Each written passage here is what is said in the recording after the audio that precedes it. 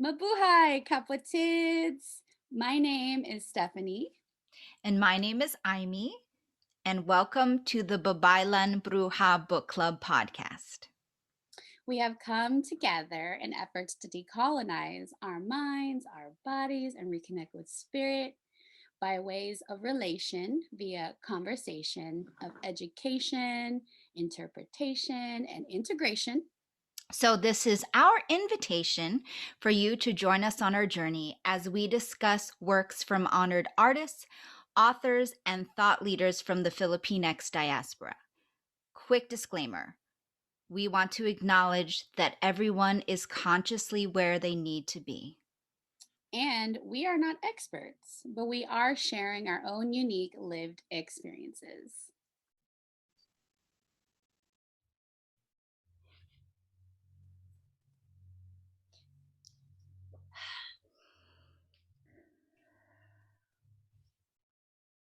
So, as always, before we begin, we want to take a moment to ground, taking a pause to drop into our bodies and become fully present in this space. If it's safe for you, we invite you to close your eyes, straighten your spine,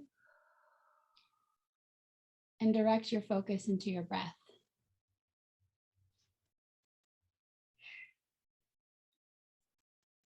Take a deep inhale, extending your belly out. And exhale, bringing your belly button to your spine. Inhale, bring any awareness to any thoughts, emotions, energies from your day that might be lingering in your mind, your body, your aura that is yours and not yours. Exhale any of those energies that do not belong here. Inhale and exhale. Repeat this as needed. Inviting you to call back your energy now across all time, space, realities, and dimensions, calling your divine energy back through perhaps a ball or a stream of white light coming from the heavens as they pass through your body, from the crown of your head all the way down through your feet, connecting you back to Mama Earth, connecting you authentically, clean, cleared, and back into your body.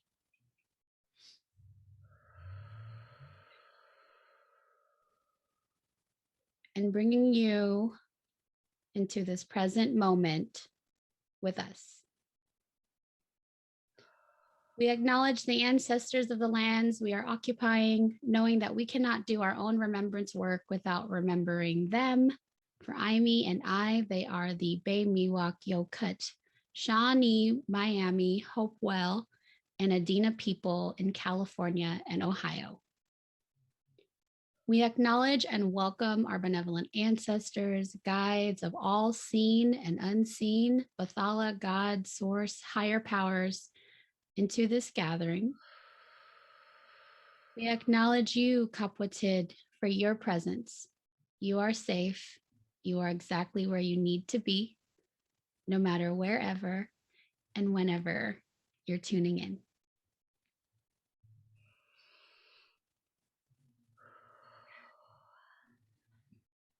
Thanks, sis. Thank you for leading that prayer. That was for me. Yes, it was. And everybody out there in listening land. Mm-hmm. Woo woo. So yeah, welcome back. This is chapter 12. Here we are, chapter 12. Before we dive into chapter 12, heart check. How's everyone's hearts out there? And sis, how is your heart today in this moment? My heart is playful. It's it's finding the light in things Yay. that are very challenging. People who challenge people. What do they say? Hurt people. Which is why I'm wearing the shirt today. I'm just going to share it real quick if you can see it, sis. Thou shalt not try me, from the book of Mood, 24/7. Chapter 24, verse 7. Come on. 24/7. So that's why my heart is light and playful, because people will try. It was a very challenging week to come back from vacation back into the matrix, and ran into some challenges, and so felt my feelings and still discerning things and pushed it out, because it's just this part I think of like self-love and self-compassion, to not hold on to things that bring down my light and my energy. So it's kind of like how you take your power back. And I was just like, man, so this shirt has brought me light today. I had to wear it because people really try you. Okay. And, you just got to remember to stay in your body and maybe do some breath work, or, punch a punching bag or exercise, whatever. Take care of yourselves. Yes. Take care of yourself and your energy. Yeah. So, yeah. And I get to a space where it's funny, even though it's not as funny, but it's just funny. Yeah. I do know. I think I'll leave with this. One of my teachers says some of the best gurus are the most comedic, because they have to laugh at things. Is that why we funny as hell? Huh? I said, is that why we funny as hell? Right. That's what this podcast is about, reverence and laughter. Yeah, that's good to know, because sometimes, we joke around a lot. And some things may rub people wrong way, and take or toss it, y'all. But just know our intention, we're here, we're human, and I don't know. Yeah. I don't know. I know enough to know I know nothing. But that's how my heart is. Wonderful. I know my heart is okay. It's playful right now. Because I'm good to see you, sis. I know. So I know you've been busy. We've actually been seeing each other in passing, like ships in the night. And so how's your heart, Sissy? Let's see. My heart is feeling my feelings, letting them flow through me and honoring them. I'm a bit of not shadow boxing. I don't like to call it shadow boxing or shadow work anymore. I'm going to call it shadow integrating, because your shadow don't want to be boxed. You know what I'm saying? Like the parts of you that are crying out for help, or that you don't really like, they're actually wanting love, right? So they don't want to be punched in the face. They want to be like integrated. So I'm in the process of doing that. I don't know what's happening in the skies right now, but this Cancer is feeling, this water, air person over here is feeling a lot. There's like lots of feelings. And I'm like, is this the collective, or is this me, or is this both? Right? So I get to really be in my own energetic sovereignty and continuing to do the work of that. So, but yeah, so that's where we are. And it's getting, you know what? It's getting cooler here. And so when it does that, sometimes like, that seasonal affective disorder, it's literally called SAD. I'm not going to claim that this year, but sometimes the changing of the weather brings up, reminds you of change in your life, right? So sometimes I feel like the fall weather gets cooler, the leaves are falling, everything's like dying. It just reminds you of like transitions and dramatic transitions. And so Anyway, I'm feeling my feelings. So my heart is tender right now, but it's okay. But I'm okay. So yeah.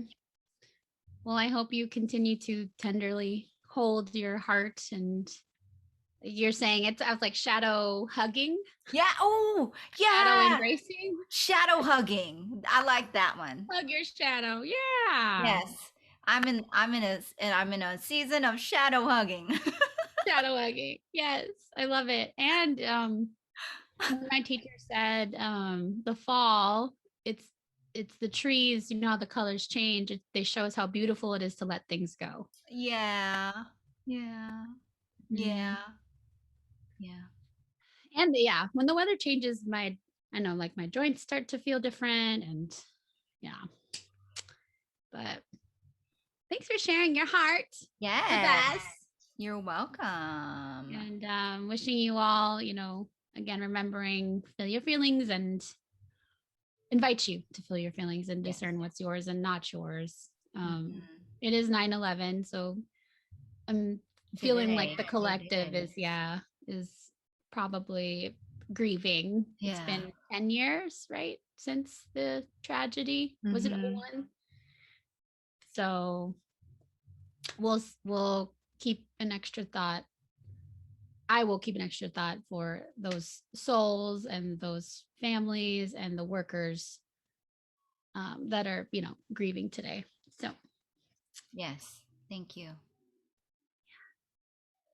All right. Should we move on to summary? Let's do it. Do you feel complete? I feel complete. If you feel complete? Yes. Okay. All right. So chapter 12 is called Decolonization in the Filipino Arts Community in Los Angeles. Ooh. Yeah. And we have a couple sister friends that are based out of there. So this was an interesting chapter. It's written by Marjorie Light. So like the term decolonization, wherein it's defined in a multitude of angles and perspectives, this chapter was a collective contribution of an array of artists based in the indigenous Gabrielo, Tongva, I hope I'm saying that right, Tataviam lands, aka LA, California, USA. So Ate Marjorie Light writes how Filipinx community has been mobilized through and around the arts. I always like to say, like, I love a good artist, not an artist, artist. An like, artist? Artist. Okay. Okay. Artist. Like a singer. Exactly. A singer. I got you. Yeah. Okay. Yes.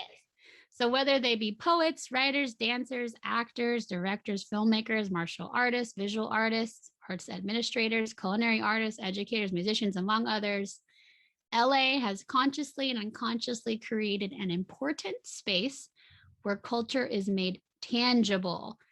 As Ate Marjorie states, a place where people can experience, see, and feel. These artists are among our vastly wide community that are visible and perhaps spearheading and redefining the landscape of Filipino American expression. So they do feature some words and art pieces that they highlight, and they also kind of ask what their concept or take of decolonization is.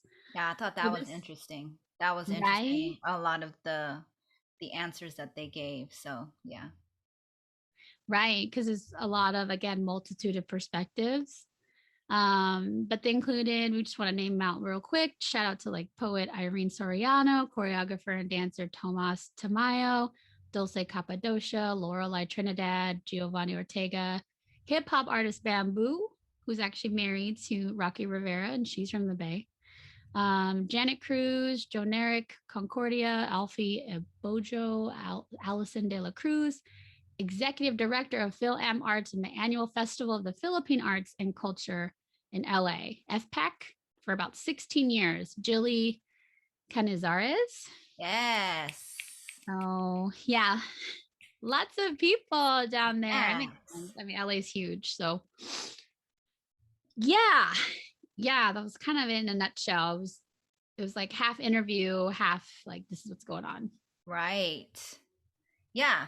I that was a very good summary. Like I said, I thought it was very interesting at the end where they asked each um, person what they thought of their concepts of decolonization. I don't remember which one it was, but one of them was like, I don't really think of like I don't really ascribe to decolonization, or I don't really like to use that term or something. I was like, oh, okay. Interesting. Yeah, yeah, yeah. So, Well, we'll dive into that because that'll definitely a bulk of our. There wasn't much like vocab words because um just not how their chapter kind of panned out and quotes. So we can just dive in. Do you feel good? yeah, let's Okay. do it. Let's vocab words. I can go first. Yes.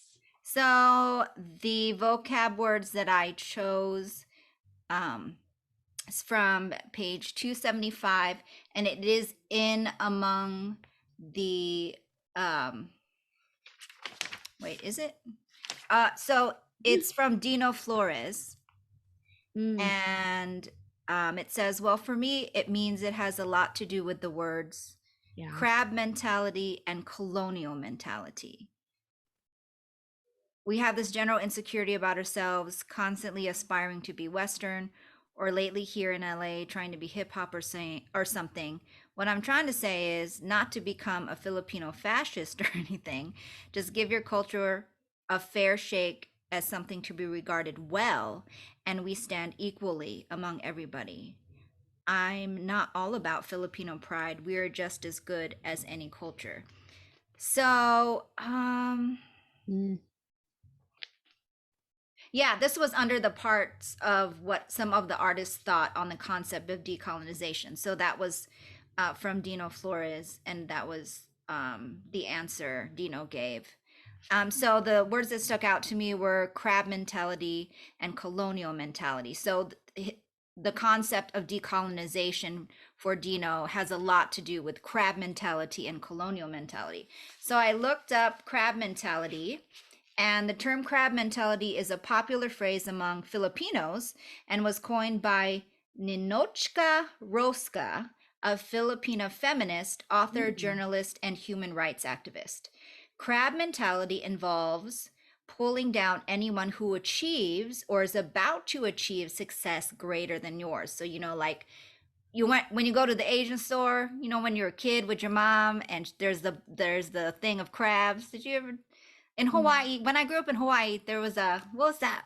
The seafood marketplace. Uh-huh. Uh-huh. So there was like this whole thing of crabs, right? And like my mom would be shopping around for seafood, but I would just be over there playing with the crabs with the tongs. But so it's crazy because they all try to get out, but when one starts to climb, the other one brings it back down. So it's this idea that the crab mentality is pulling down anyone who achieves Ah. or is about to achieve success greater than yours. So all these crabs are trying to get out the bucket, and so they're trying to crawl out, but they just keep pulling each other down when somebody gets higher. So that's crab mentality. And then colonial mentality, of course, is defined as the perception of ethnic and cultural inferiority and a form of internalized racial oppression. So, and I think too, like this is especially crab mentality. It's kind of like a what is the word? What's the opposite of abundance? It's Scarcity. scarcity. Yeah, like a scarcity mentality. Like if you succeed, there's less success for me. Therefore, I need to pull you down, you know? Mm, So, mm. um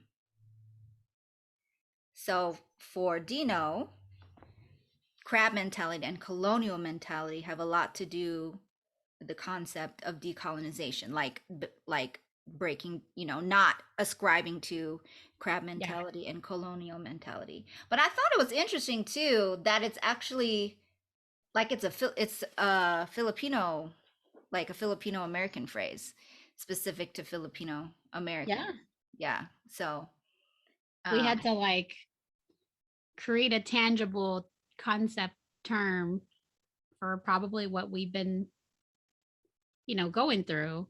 So do you feel like you've experienced crab mentality, like in amongst, like with in amongst the, like with other Filipinos in the culture? you know what? I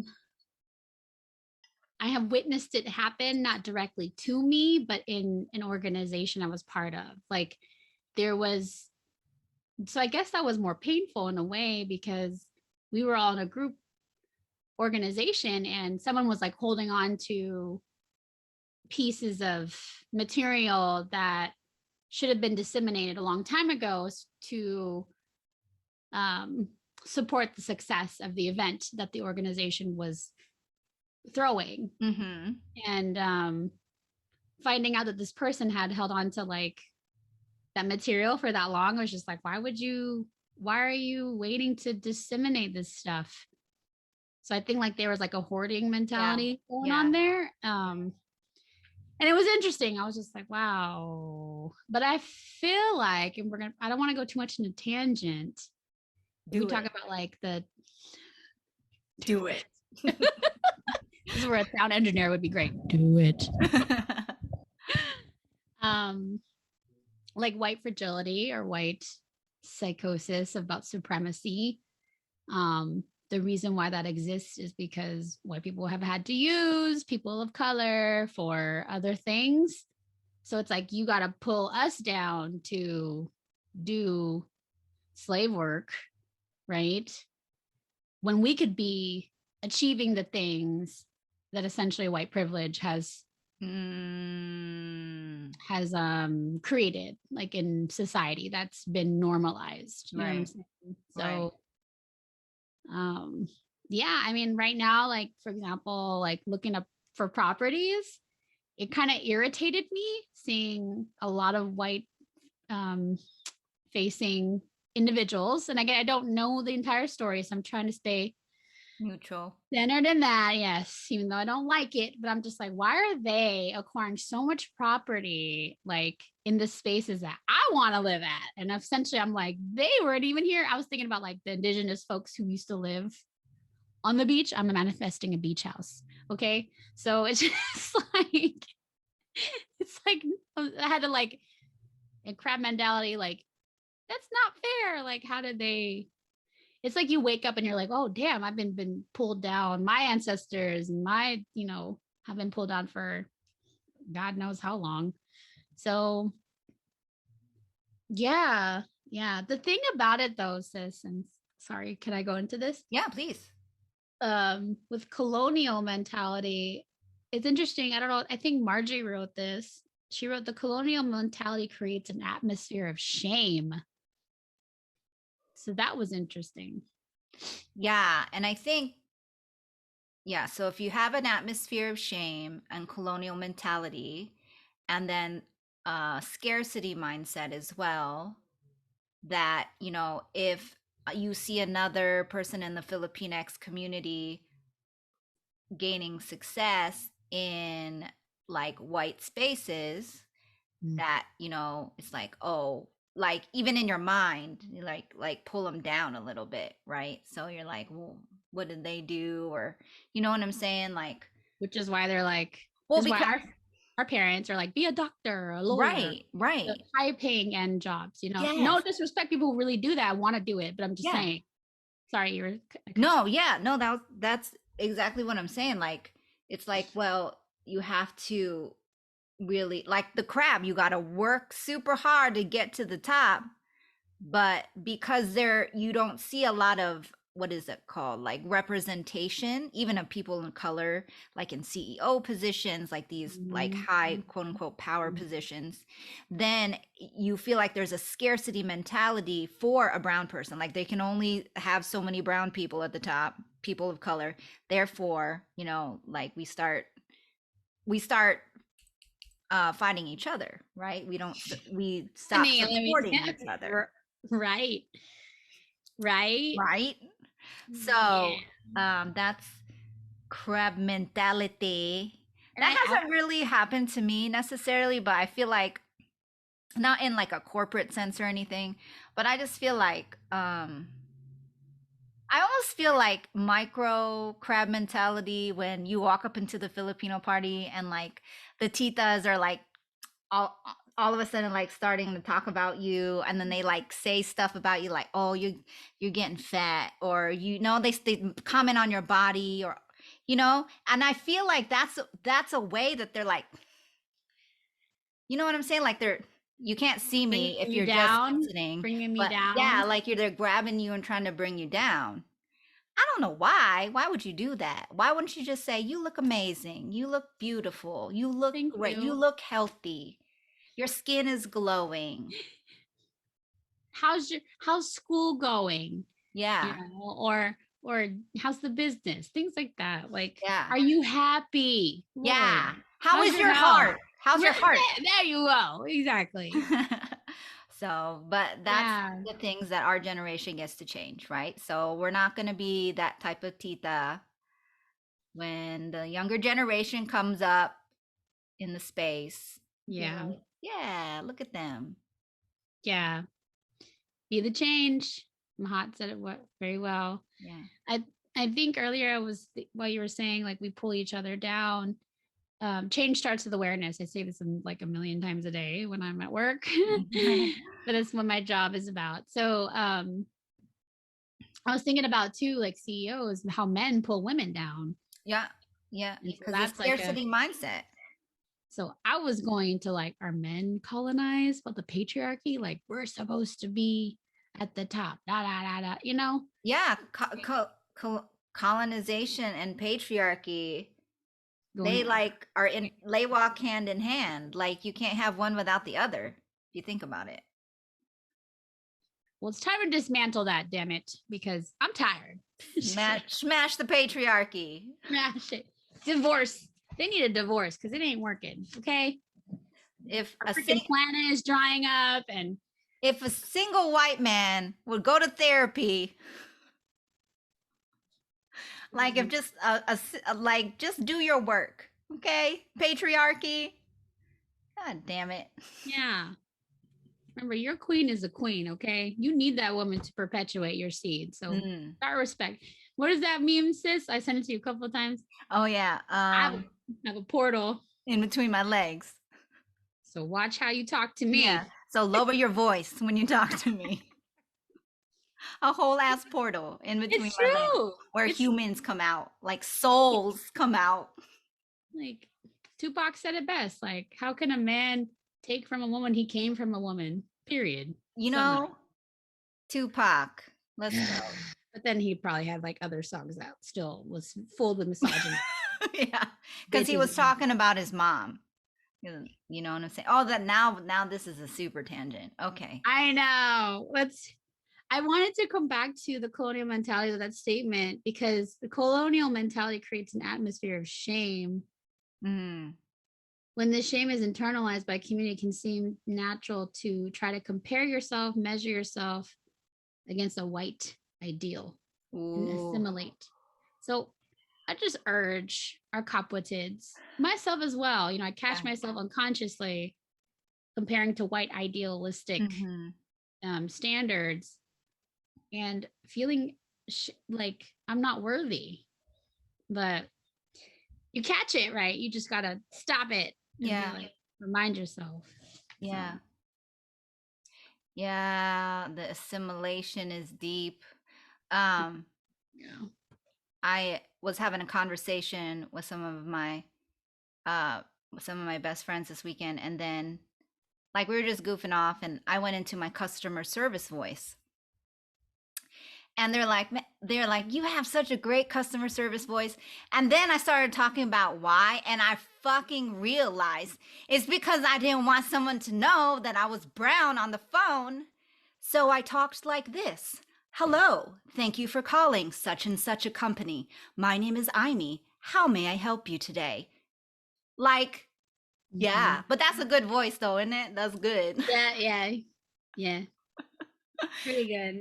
Yeah. So because I worked in like selling stuff over the phone. Like that was my very first job. like after I was 18. So like, And you yeah, did it well, sis, because you got promoted, right? Or you're yeah, telling me, right? yeah. So, but anyway, I just made that connection like this weekend. So I'm like, oh man, like why is everything because of assimilation? Can't I have anything? Can't I went anything to, just be? yeah, it was wild. I don't know why I'm quoting a lot of hip hop lyrics today, but Talib Kweli said there was a song he was writing about, I think a lover.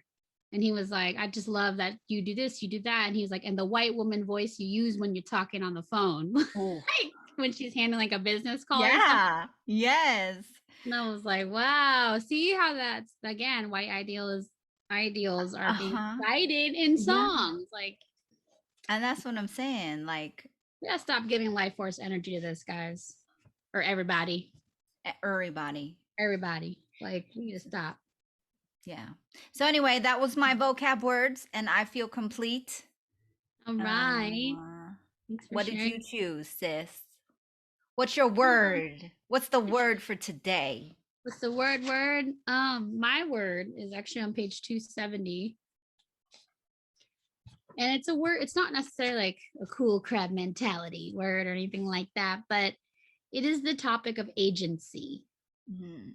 So I actually took it from Ate Lenny's book, which hopefully down the line we'll read, coming full circle, the process of decolonizing among post 1965 Filipino Americans. Ate Lenny Strobel says Filipino Americans must be able to identify their source of agency, which Mm. lies in their recovery of indigenous knowledge and finding therein symbolic meaning that will be useful for decolonization.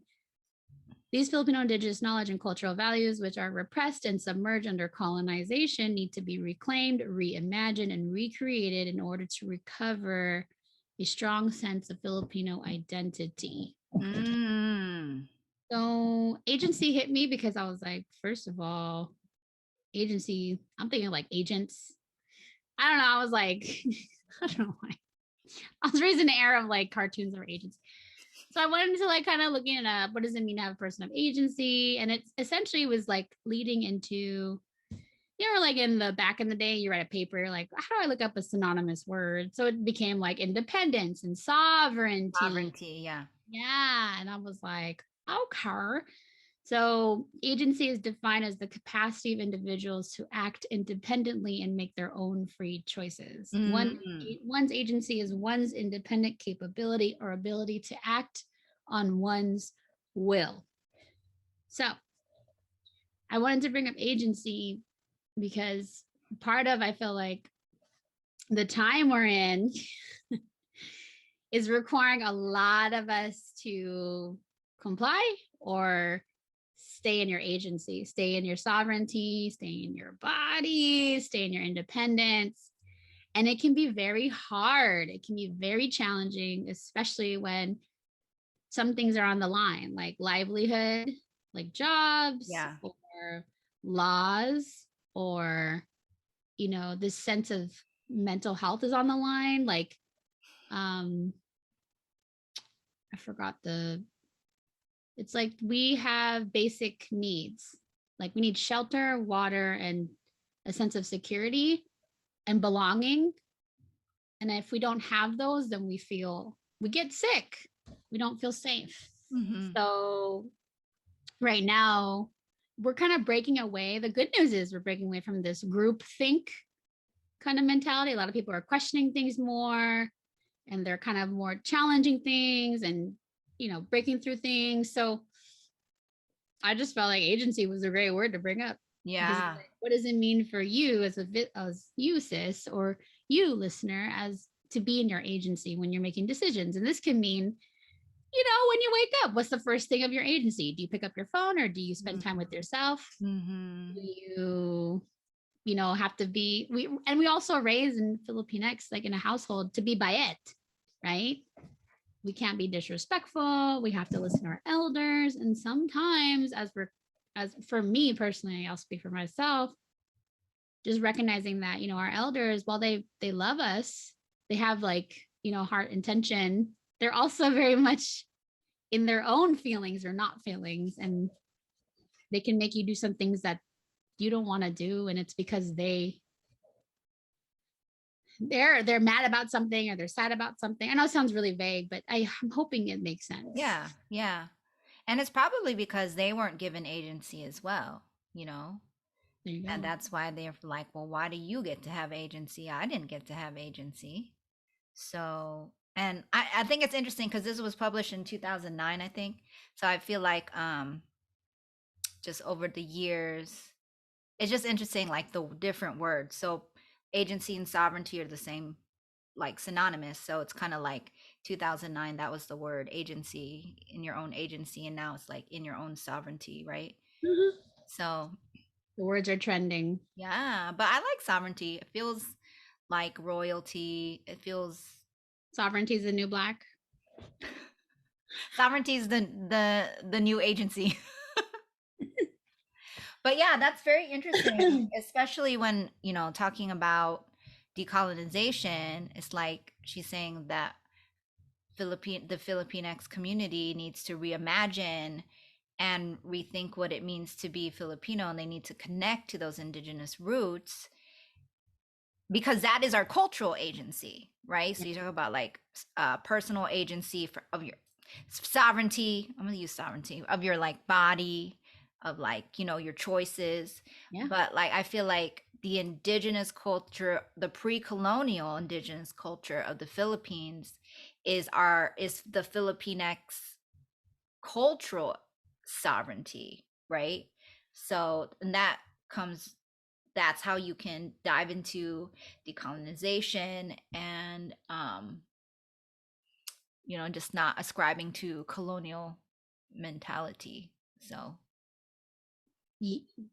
yeah, I mean, I think essentially folks who are identifying as more American, like, you know, like they were saying a couple quotes here, like hip hop or punk rock or whatever, right? Things that are more very much American originated on American soil is what I'm trying to say. Obviously, this can be debatable in some ways, but as a Filipino, you know, our culture runs deep, and in some way, shape, or form, I feel like, again, not everybody will, but besides the point, you're going to address your Filipino roots in some way, and you get to decide how deep you want to address it. That's agency. So I think that's what, yes. right? And so that's sort of what brings people to ask, like, am I colonized? Like, how have I been colonized? What does decolonizing mean? What would that look like for me? You know? Yeah, and everybody in your own agency, in your own sovereignty, get to decide how much you want to look at that. And you're right, like not many people will look at decolonization among the Filipinx people, right? Among our community specifically. Cuz it's hard work. Shit. It is freaking generational curses and shit. I have a couple of friends that are just like, no, it's not their thing. Like they don't think twice. Maybe let me not say that. They don't think as deep as I would into it. Clearly, because I'm here. You know what I mean? But in some ways, I'm sure, like, I get a sense. I'm not sure because I don't know. Yeah. That, you know, there's still like that. It's in their DNA to be interested. Like, I am Filipino, but I'm also American. So if they choose to just put those two together, it's like, what does it mean to be Filipino American? I feel like that's essentially what this chapter was highlighting of these LA artists. Like, what have they done to own, okay, we're here, we're in America, but there's a sense of me that still wants to express myself and my Filipino culture. How can I like fuse it together in art? Vision and fusion from the other chapter, right? Yeah. So so we're gonna go see Joe Coy. He's at the Palace Theater here in Columbus on next Saturday. Saturday. Yeah. So but it just reminded me, like, some people, and I used to be this way, like I didn't know where to engage deeper in the Filipino culture, without it being like funny, like Joe Coy, or who was that guy, Canadian guy? He was real funny.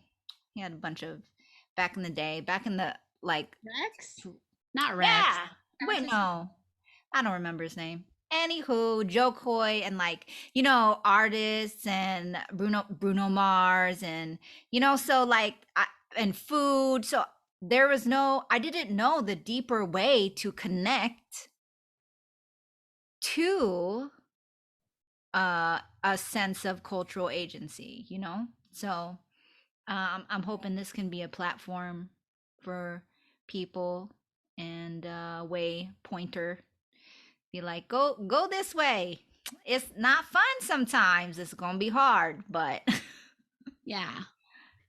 yeah, Essentially, you can go that way, you can go this way, you can go that way, but it's yeah. Because remembering you always have a space to come back to, and that's what we're hoping to provide, or you know, for this, because it isn't easy, and it does require a sense of courage to look. It's like looking in the mirror. Rumi, one of our favorite poets, right, says it best. Like, how can your mirror, how can your mirror be clear if you're not polishing it? So you gotta keep cleaning it, you know, rubbing it, or he probably said it in better words, but that's how I remember it right now. I was like, oh dang, like all this mirror work. Woo! Shadow hugging. All this shadow hugging. Girl, cleaning house. It makes sense. And that kind of flows into the quotes. Is that okay if I bring it up first? Yeah. Go ahead. So talking about agency and how these artists in this chapter that are being highlighted, I love this quote from page 272. It's the second paragraph.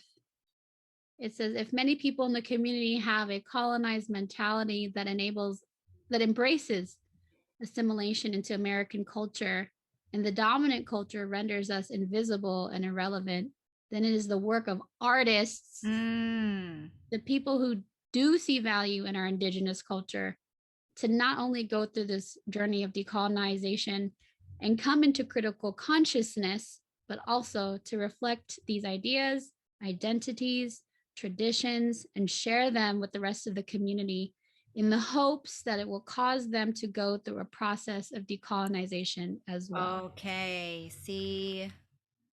Wow. Wow. Right? Yeah. And let the church say amen. No, it's fine. But yeah, I feel like that's a crucial role about being an artist. And that's the beauty of art too. It's supposed to make you think anyway. So if you have these Filipinx artists who are talking about things like decolonization and having a colonized mentality, and their art is bringing that forward, then yeah, for sure they're like the prophets, you know. They're like, look at this thing that's happening in amongst our community. Yeah. Well, the prophets, I mean, they were divinely guided, and Jesus died to show us something. So just saying, you know. And so I feel like to kind of like bring up some of the artists that they highlighted in the chapter, like there was a story of Singkil stories. So there was an artist that she created like dances that became like stories through dance. And she kind of combined, or they kind of combined, I'm not sure if it was he or she or they. You know, like I'm American, I'm also Filipino. I love dance. How do I share this with people? You know? So yeah. So Rob's mom had taught Rob and his sisters all of the traditional Filipino dances. Like they danced like since they were like 10-ish. And my mother-in-law, she's actually pretty cool. Like she helped found like the Asian festival here in Columbus, Ohio. Like, and now she's not part of it anymore, but it like grew and it has like a million people come through it every year. But so she was a very much a pioneer for the Filipino culture, and one of the ways that she would do that is through dance. And so, you know, we don't do that anymore, but my husband and I, we always think like, man, we should like have that again, like teach the kids. And then we were like thinking about how we can even like incorporate like hip hop, like do tinikling to hip hop. I don't know how, but you know what I'm saying? Bebot. Have you remember that song, Bebot? Yeah. Yeah. Okay, fun quick note. Like What? I tried to do it to nickling hip hop Did you? for my cotillion. Legit?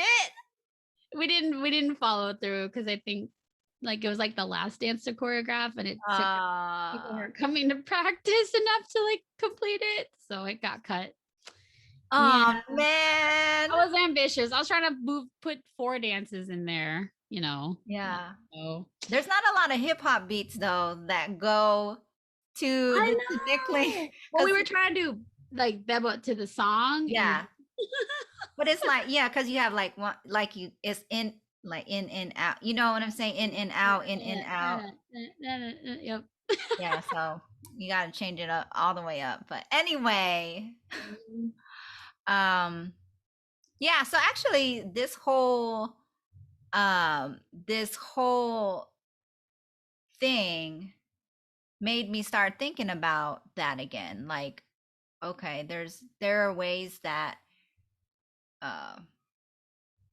you know, if we have indigenous knowledge or even traditional knowledge like dances, like how can we bring that to the people? How can we make it accessible to the Filipino culture, you know, to the Filipino community that's already around, right? So yeah.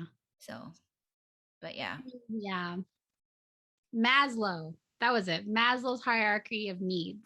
Yes. You need a sense of belonging, shelter, all that stuff. And I feel like, you know, kudos to your mother-in-law for organizing a fair, because that's where community is presenting itself. And it's an invitation for folks who are like trying to find community to step into those spaces and be like, oh my gosh, you know, I can meet a kapwa or a kababayan who, you know, makes these art pieces or performs and learn more about that. And so, yeah, that's like, yeah. So, you know, I think we're getting back into that slowly. Yeah. And it's interesting because at the, you know, the community event that eventually like became super huge, is the first place that I experienced crab mentality in amongst the Filipino community. So really? Yeah. So what happened? It was a tita.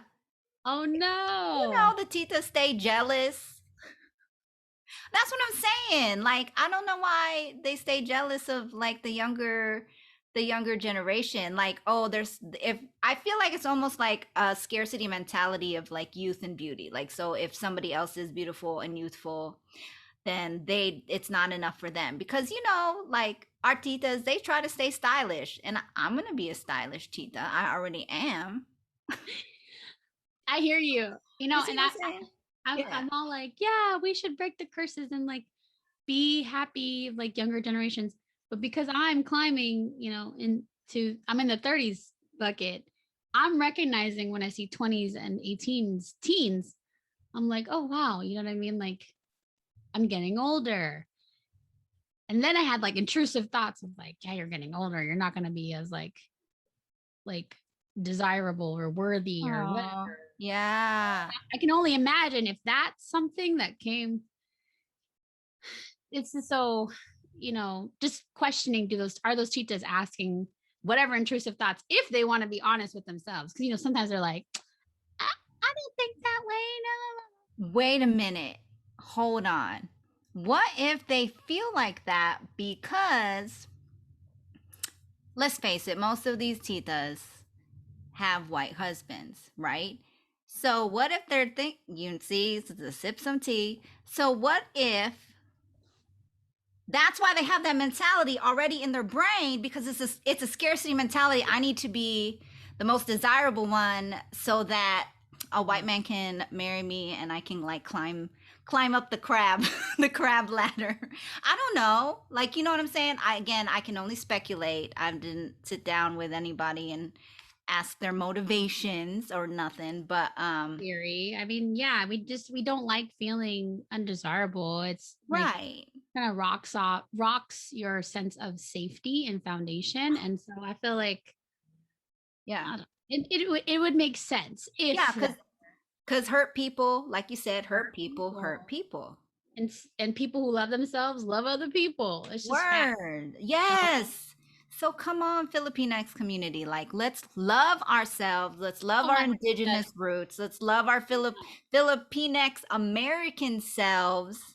No matter the expression, no matter the amount of the expression, let's just go ahead and love ourselves so that we can love others.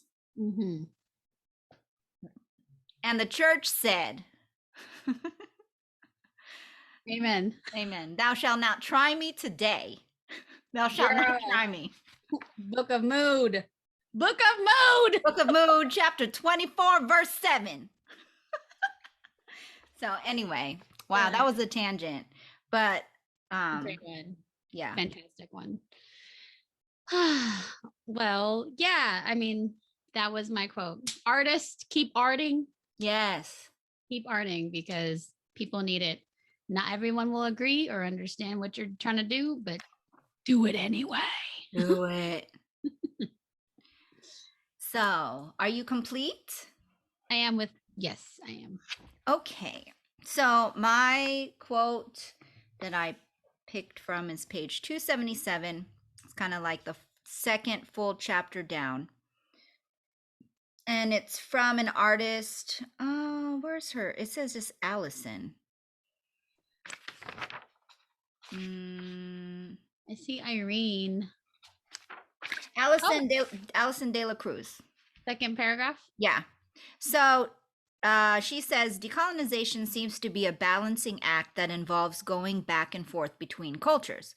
One rejects Filipino culture in order to better learn Western culture, then realizes they must go back to really unearth who they are, constantly negotiating between those worlds. Or one may even realize it goes beyond issues of identity. We are attempting to decolonize ourselves from an American colonial mentality, even as we are surrounded by it, which is like, whoa, yeah, we're trying to separate ourselves from the American colonial mentality, but we live inside of the American colonial mentality. Yeah. So this is the part that struck me. We need to find ways to stay healthy and not become bitter, even as we critique the system and operate within it. I was like, oh, snap. So one of the ways to do so is to have access to a Filipino community one feels like they can belong to as we negotiate our place within Western culture.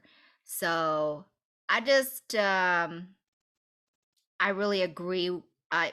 What really resonated with me was we need to find ways to stay healthy and not become bitter.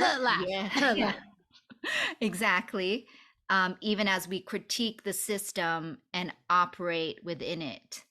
I just thought, I don't know, that just really was resonant with me today. But then also, like the second part that she goes to, one of the ways we can do so is to have access to a Filipino community one feels like they can belong to as we negotiate our place within Western culture. And unfortunately, I feel like not a lot of, like, there's a whole section of the country where there might not be a Filipino community to even be had. You know what I'm saying? So I feel like, I don't know, that made me sad, just only because was some of my experience, you know. But this is why an online community is also energetically valid for growth and for connection and for support. and a good way to stay healthy and not become bitter. So, because yeah, decolonization gets heavy and you can get real angry, like, because sacred rage is real and needed. And sometimes you just need to be pissed off as hell, but not, it's like holding fire. You got to be able to like use it constructively and not be consumed by it, right? There you go. So, yeah. That's And I think that's like what these artists are doing. You know what I mean? They're using this, they're using art to critique the system while they're in the system. And it's, you know, a way to express yourself. So, you know, you get all those feelings out. You feel your feelings, you express yourself in dance or in words or in photography or paint or whatever. And it's just another way to not to get eaten up by the thing you're trying to do, right? So yeah, it's like the inspiration to make the art, pulling from it and not getting consumed by it kind of thing. So yeah, exactly. Because it is the inspiration, and it's also like, I feel like those artists are like, their art is their demise, because it you can get so like deep into it, I guess. But what I really, you know, it's funny, I highlighted almost the same paragraph from Allison. Oh yeah. And what I really enjoyed about what she said was, we really need to think about our humanity. Yeah. Because you were talking, when you shared, she was like going back and forth between Western and Filipino culture. At the end of the day, it's really about humanity. So if you remove, again, the veils, identity politics, I know I bring this up frequently, but you know, I'm not trying to bypass this it's almost like sometimes like a drama, like for us to like remember ourselves while existing in American society. But you know, we're human beings and we were put in this space.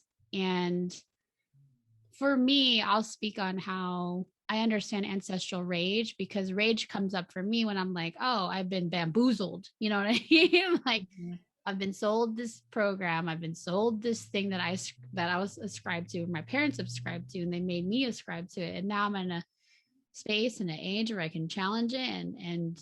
But I recognize how that can leave me isolated from people that, whether it be a system that like I feel I once felt safe in, or I was safe in, or I am safe in with my family, or I'm questioning if I'm safe in it. Whereas like it's a bigger government, laws, things like that, right? The micro and macro pieces. Right. And I'm going like deep into this, but hang with me. My point is just feel your feelings. Get really comfortable. One thing I will share, and people can take or toss this again, is just get really good at identifying what feeling is coming up for you, and what feeling is really yours, and what feeling is really like your parents, or what feeling is really, you know, your ancestors, or your community. Yeah. Or the person who like yelled at you at the store. You know, it's just keep your agency, maintain your sovereignty.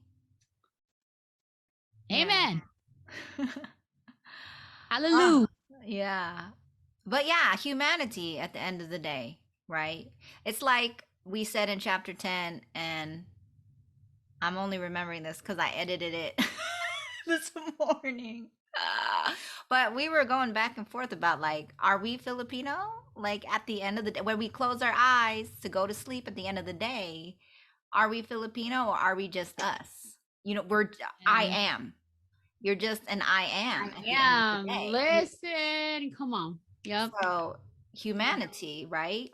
But in order to get to humanity and the oneness of everything, you have to actually go back to how you're separate. Like there's no, duality, but there's like polarity, right, and contrast. So Mm-hmm. you can't know the oneness until you know the contrast and the beauty in the contrast, right? And Mm-hmm. Mm-hmm. so but Within, so without. yeah.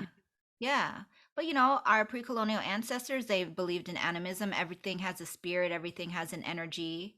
So they believed in the oneness of everything as well. So um as Filipinx community, if we were to really dive into that, like, yeah, at the end of the day, I am like, I lay my head down and I'm not I am not my thoughts or my feelings or my body.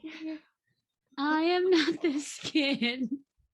I am the soul that lives with, you know, the India Ari song. I can't sing.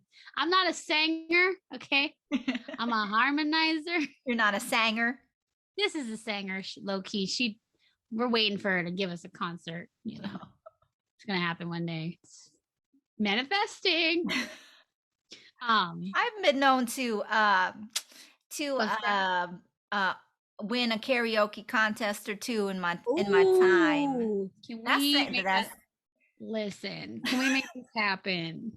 Like our next retreat, like karaoke has to be on the menu. It has to be. It has to be. Oh, when you so Steph is gonna come visit me. We could do a karaoke thing, like Oh, as a I'm study down. break. I apologize in advance for my skills. Yeah. Tell you, I love singing. Aaliyah's albums were streaming this weekend. I don't know if people are Aaliyah fans. That's just, am I speaking my age? Probably. R.I.P. Rest in peace. It took forever for her music to be released. But I was in the car like, oh my god. Yeah. Oh, that was And shit. We're showing our tita age over here. Talking about Tupac. Right. Talking about Aaliyah.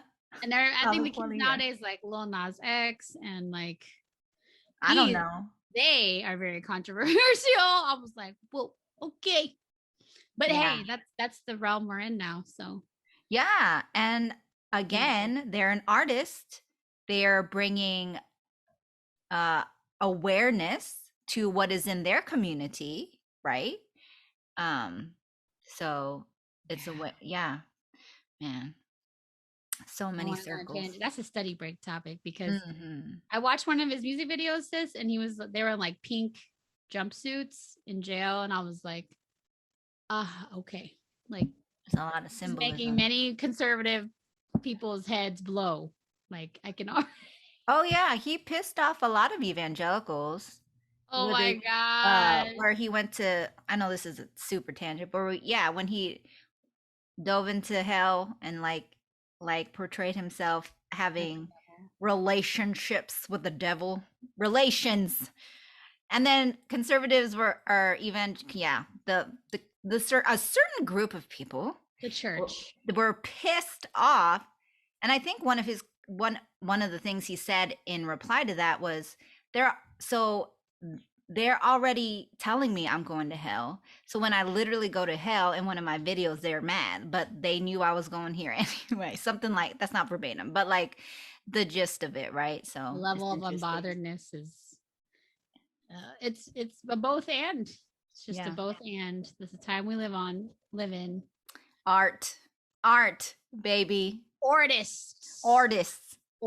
Sangers. You know, wait till I have like a shot or something. You gotta hold the ear and like move the hand up and down. Oh, okay. So you find the note. That's how they find the note. That's what they're doing. They're pointing. Y'all don't know. Amy was giving me a low key like warm your voice up lesson before we started recording. Yeah. Oh my gosh. Okay, sis, do you feel complete with this conversation? I do. I do. Good.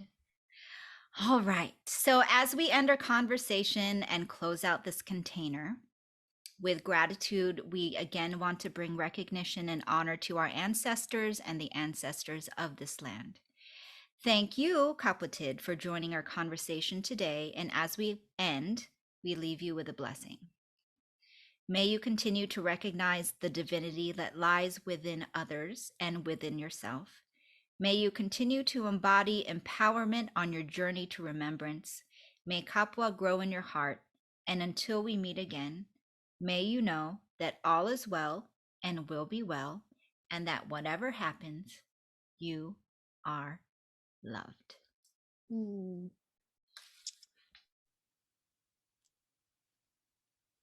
That one was good.